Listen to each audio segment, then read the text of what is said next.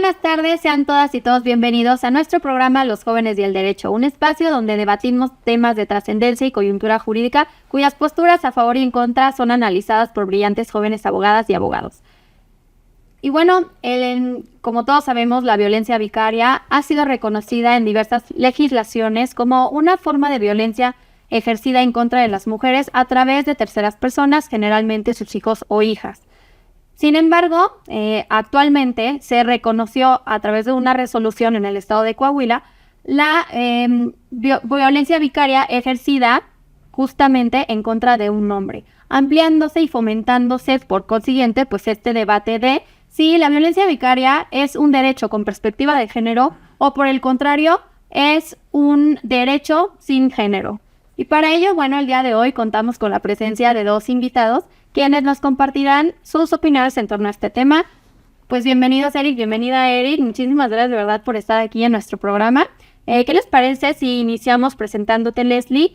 ¿Quién eres? ¿A qué te dedicas? Y seguido de algún hobby o pasatiempo favorito, pues para que nuestro público te pueda conocer un poquito más. Muchísimas gracias, Val. Eric, también un gusto estar aquí, los dos brillantes abogados. Yo soy Leslie Valencia, abogada penalista, siempre me he dedicado al derecho penal y actualmente soy socia fundadora de mi despacho, que se llama Valencia Asociados, mi apellido, abogados penalistas. Y de hobby, híjole, tengo varios, caray, pero me gusta mucho dormir. Sí, la verdad es que... Oye, igual con este clima, yo creo que un cafecito. Un cafecito, un librito. Y sí, la verdad es que sí. Eric, ¿qué te parece si siguiendo esta dinámica te presentas? ¿A qué te dedicas? Y pues seguido de algún hobby o pasatiempo favorito. Claro, mi nombre es Eric Alfredo Espinosa Miranda, soy socio fundador de la firma Espinosa Miranda Abogados, especialista en materia penal y con exclusivamente una trayectoria en la misma materia que es penal, y nos dedicamos al tema de abordar cualquier asesoría y defensa de la gente que lo necesite. Pues muchísimas gracias, bienvenido. A ti por invitarme. Eric, ¿y hobby, pasatiempo favorito? Hobby, pues el poco tiempo que nos queda va a ser para un poco de leer, un poco de acostarnos, un poco de series, o sea, en verdad estamos muy casados con la profesión que el tiempo que nos queda lo aquilatamos, como lo dijo la maestra Leslie, preferimos dormir, o sea, no hay manera. Sí, claro que sí. Oigan, pues muchas gracias por estar aquí con nosotros y pues sobre todo, pues abriendo debate en torno a este tema tan polémico, ¿no? ¿Qué te parece, Leslie, si para iniciar nos explicas qué es la violencia vicaria, cómo nace? Sí, claro, Val. Bueno, pues les explico un poquito de contexto porque tiene ya varios años este tema y no únicamente por la palabra violencia vicaria, sino porque desde 1985 Richard Gardner fue el primero que acuñó la palabra alienación parental y ahorita les explico por qué esta palabra es muy importante. La alienación parental, que en sí es tal cual ya sea hombre o mujer, manipulan a los hijos para afectar al otro progenitor, tal cual como este tipo de manipulación. Ejemplo, oye, ¿sabes qué? No te voy a prestar el teléfono, no quiero que hables con tu mamá. O viceversa, ¿sabes qué? Yo sé que te toca ver a tu papá, pero yo no quiero porque estoy enojada. O que le empiecen a hablar mal del otro progenitor. Entonces se genera esta idea en los niños de que el padre o la madre son malos y que los empiecen a odiar. Entonces hay una especie de manipulación para dañar al padre o a la madre. Entonces así empieza a surgir el tema de la alienación parental, como lo dice el nombre, alienar, ¿no? Al hijo con el otro progenitor. Ya se fue cambiando este término porque ya se ha dicho que es un término no solo antiguo, sino discriminatorio. ¿Por qué discriminatorio? Porque precisamente en aquellos años que pasaba, que Richard Gardner decía, no, pues es que ahorita eso ya cambió y por eso vamos a platicar de violencia vicaria, decía que más bien las mujeres eran las más típicas o las que más alienaban a los niños para afectar al padre. Eso se creía hace muchos años, ya las estadísticas han cambiado. Por eso mismo, como es una palabra discriminatoria, ya la cambiaron. Ya el término correcto es interferencia parental, también porque se decía que era el síndrome de alienación parental. Richard Gardner fue un alemán, psiquiatra, estudió mucho el tema, se equivocó en varias cosas como todos, entre ellas que no es un síndrome. Ya la OMS dijo la alienación parental no es un síndrome, no es una enfermedad, y por varias razones ya se cambia el término alienación parental a interferencia parental. Entonces, esto más que nada se veía, o estos términos, en las prácticas familiares, ¿no? Más que nada en la materia familiar. Ya después se empezó a convertir en una problemática también penal, ¿no? Y ahora sí ya se tipificó, ¿no? El delito de violencia vicaria. ¿Qué es la violencia vicaria? Acá es al revés, como tal es dañas a la mujer mediante los hijos, utilizas a los hijos como instrumento para dañar a la mujer. Y aquí en la violencia vicaria, ¿cuál es la cuestión o la diferencia con esta interferencia parental? Es que aquí el sujeto pasivo o la víctima directa, en este caso, es la mujer, no un hombre. En ningún caso, que ya ahorita platicaremos de ese caso que comentas en Coahuila. Muchas gracias, Leslie. Eric, pues justamente ampliándonos o abundando en torno a este tema de la violencia vicaria, ¿de dónde surge? O sea, ¿dónde está, dónde podemos encontrarlo en nuestra legislación? Claro, Val. Mira, partamos de una base que es de entrada el origen, ¿no? Tenemos un delito que es violencia familiar, que si bien es cierto, en el 2012 fue explorado por una psicóloga, Sonia Bácaro, argentina además, en donde ella se introdujo en el estudio del tema Maya, donde el niño es utilizado o la niña es utilizada como un medio comisivo para obtener un fin. El fin es perjudicar al papá, vamos a verlo así, o perjudicar a la mamá. Esa era la conducta general.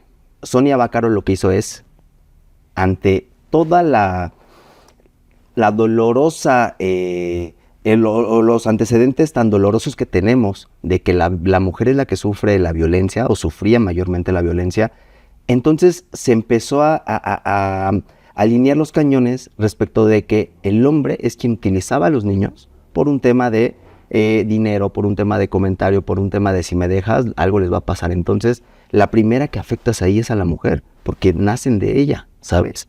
O sea, esa es una parte muy importante en el origen de dónde nace la violencia vicaria. La violencia vicaria nace de una exploración a la violencia familiar en general. Eso en 2012. Hoy, ¿qué tenemos en nuestra legislación actual? Tenemos sí que que nuestra Constitución política, en el artículo 4, habla respecto de los derechos entre el hombre y la mujer. De ahí viene y nace una ley general de acceso para la mujer. Entonces, en esa ley general de acceso para la mujer, ¿qué es lo que estaba buscando? Que se implementara en toda la República Mexicana el tipo penal de violencia vicaria.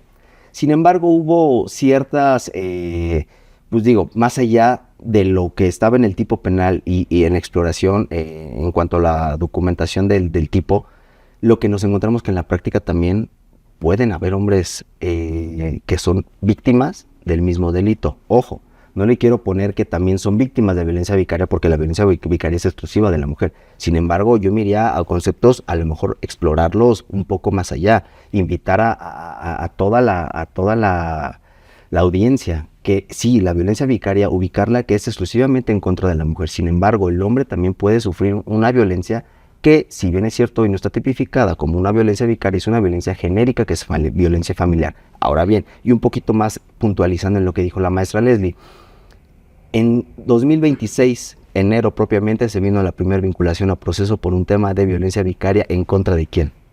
De la mujer. ¿Saben? Violencia vicaria en contra de la mujer, cuando acabo de decir que la violencia vicaria es exclusivamente para el hombre, en contra del hombre y en agravio de la mujer. ¿Qué pasa ahí? Que obviamente, si bien es cierto, hay un tipo penal muy claro, lo cierto también es que la información a la sociedad es muy importante. ¿Por qué? Porque decir violencia vicaria en favor del hombre es, ¿cómo? Estás utilizando la ley, algo que nosotros como mujeres buscamos, conseguimos y ahora es para ustedes. No. A lo mejor ahí es la parte que estamos errando en cuanto a la información. Ahora bien, hay que ser muy puntuales. El tipo de violencia vicaria está en los 32 estados de la República. En algunos de manera genérica, en otros como agravantes. Pero solamente hay 2 estados que hablan de la violencia vicaria un poco más ambigua, en donde podemos incluir el género masculino. Ellos son Aguascalientes y el otro es Guanajuato. Son los únicos 2 estados que dejan de manera amplia. Uno dice interpósita persona y el otro dice sin razón de género. Entonces, de manera atendiendo el caso en concreto, son los únicos 2 estados que no hablan de un género en específico. ¿Por qué? Porque en la práctica sí se los ha requerido. Entonces, yo me iría más allá de en dónde estamos, pero partiendo de un origen, ¿no? ¿Estás de acuerdo con ello, Leslie, de que la violencia vicaria sea exclusivamente para la mujer o si estás pues a favor, de cierta forma, de que como estos dos estados ejemplo, se podría decir, pues que ya han ampliado este catálogo para interpósita persona, ¿no? Cualquier persona.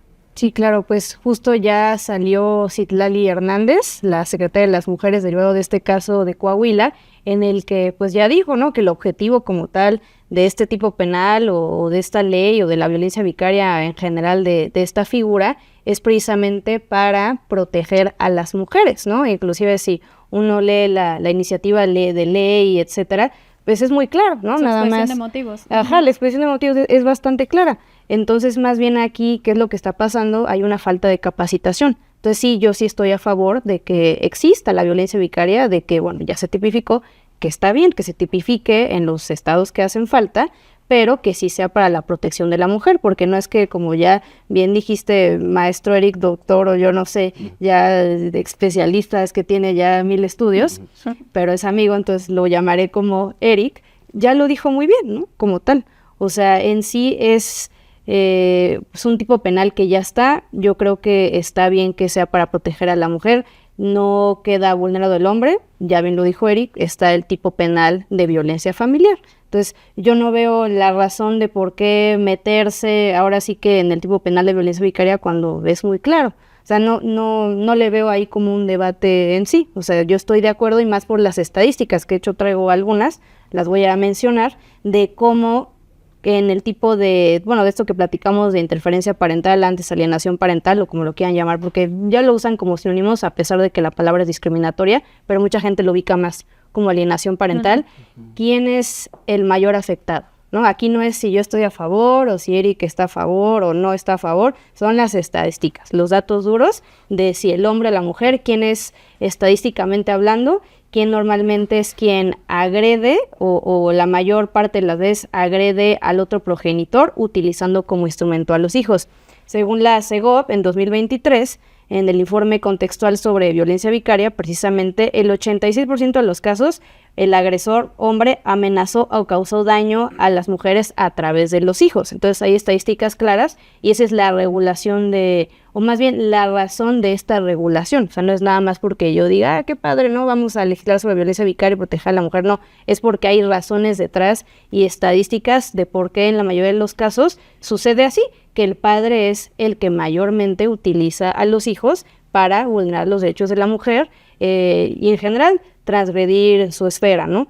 También en la CNDH en 2022 se reportó haber acompañado aproximadamente 150 casos de violencia vicaria en 7 estados y al igual la Secretaría de Salud en 2022 22.684 niñas, niños y adolescentes atendidos por violencia vicaria, 44.730 agredidos por parte del padrastro o del padre, ¿no? Inclusive con violencia psicológica se registraron 11.943 casos provocados por padre o el padrastro. Entonces, ahora sí que respondiendo a tu pregunta muy puntual, no es tanto de que si yo estoy a favor o en contra, sino que son los datos duros. La mayor parte de las veces el progenitor, el padre en este caso, es el que en la mayoría del tiempo, ¿no?, de las estadísticas o lo que dicen de los casos, es quien vulnera o transgrede los derechos de la mujer utilizando a los niños como instrumento. ¿Qué opinión te merece esto, Eric? Y ¿qué opinas, también respecto a esta resolución de Coahuila, pues que pues va en contra de justamente todas estas estadísticas y exposición de motivos de la violencia vicaria? Escuchar las estadísticas es lamentable. De entrada, saber que el 90% de los agresores, en su mayoría, es hombre. O sea, es lamentable escuchar eso, sí. Por eso el derecho consuetudinario nos permite adaptar la sociedad, adaptar el propio derecho, a modo de que la sociedad se vuelva o se sienta blindada jurídicamente. Sí, las estadísticas son muy claras, pero no perdamos de vista ese 10%, ese sector del 10%, porque justo ese 10% nos impide generalizar que todos los hombres, la voy a incluir ahí, somos agresores.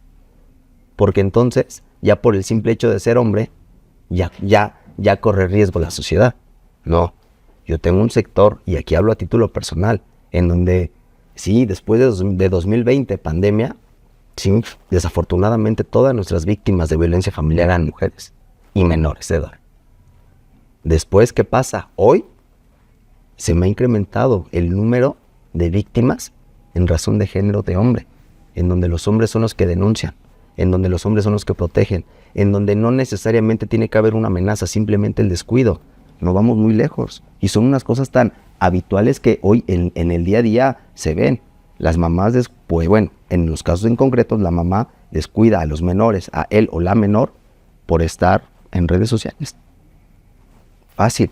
Y ahí no es una cuestión de género, ¿sabe? Entonces, yo no estigmatizaría tanto al género. Yo haría una invitación, una segunda reflexión, como lo dicen nuestros máximos tribunales, en donde catalogamos al género, juzgamos al género, o nos vamos con las estadísticas, pero hay que ir con la mente adaptando que no todo el sector masculino, el género masculino, somos un sector agresivo. Sí, así las estadísticas lo han marcado para ciertos delitos, pero no por regla general, por ser hombre voy a cometer un delito. Eso es lo que quiero que se quede en claro, que también, y puntualizar que hay hombres, y tengo no uno ni dos clientes, hombres de distintos sectores, distintos ramos empresariales, que son víctimas, son hombres. Y hoy no puedo avanzar en mis asuntos. ¿Por qué? Porque se trata de hombres. Hoy es más difícil creerle a un hombre. Está bien, buscábamos una igualdad de género. Hoy el hombre está un poquito abajo, porque ante una acusación de una mujer, el hombre lo primero que se hace es estigmatizarlo por razón de género. No vengo ni tampoco a victimizar al hombre, ¿no? Simplemente busquemos no busquemos tintes ni matices, busquemos esa armonía donde todos podamos avanzar en los asuntos sin defender a un hombre, sin defender a una mujer, saber que nuestra carpeta de investigación va a tener un resultado, va a tener una consecuencia que él o la agresora va a pagar. Eso es lo importante en nuestra materia penal, saber que la gente que nos busca porque necesita una protección, un blindaje. ¿Cuántas veces un cliente, nada más, ya muchas gracias, ya hablé con usted? Es un tema de contención. O sea, yo creo que es un trabajo integral de todos los operadores, desde los sujetos, desde las partes procesales, desde el abogado, desde todo el mundo. Creo que tenemos que colaborar. O sea, ese es un trabajo en conjunto. Pero si llegan a los tribunales el abogado de la señora y el abogado del señor, y entre los abogados hay rencillas, desde ahí estamos mal, ¿saben? Entonces yo creo que hay que partir de la base que necesitamos trabajar con las herramientas que hoy nuestros legisladores nos han dado. Si ya nos dieron un tipo penal de violencia vicaria, hay que explorarlo, hay que explotarlo. Y si al hombre no se nos ha dado un tipo penal, ¿por qué no? A lo mejor vamos a generar un antecedente, como es la misandría, el odio, el repudio de la mujer hacia el hombre. Entonces mañana vamos a lo mejor innovar nosotros como hombres con un tipo penal de violencia misándrica o violencia de misandría, por misandría, ¿saben? O sea, buscarle tipo penal a cada conducta no está mal, porque justo lo que estamos buscando es adaptar la sociedad, como bien lo dije. Pero hoy necesitamos que todos nos unamos como sociedad. ¿Qué opinas tú al respecto? Pues ahí yo con todo respeto para el maestro doctor Eric, ahí sí yo estoy en desacuerdo, porque no se trata de que de todo hagamos tipos penales, no se trata de eso. Correcto. O sea, sí tiene que haber una conducta, alguna causa, alguna razón de por qué vamos a legislar, ¿no? Porque así yo también puedo legislar de cualquier cosa, ¿no? No, pues es que si no me dicen maestra en el programa, delito.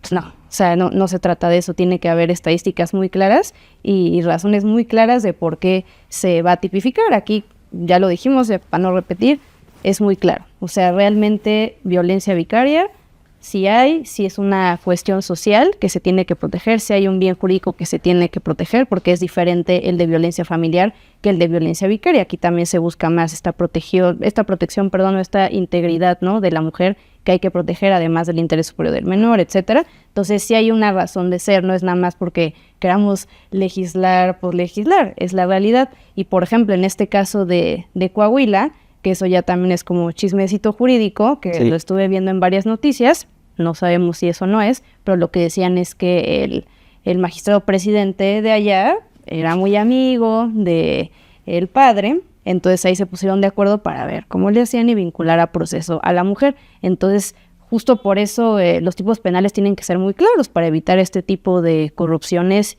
y de cuestiones que van más allá, porque como bien lo dijiste, el tipo penal era muy claro. O sea, ahí en ningún momento decía que el sujeto pasivo podía ser una mujer. O sea, el tipo penal era muy claro.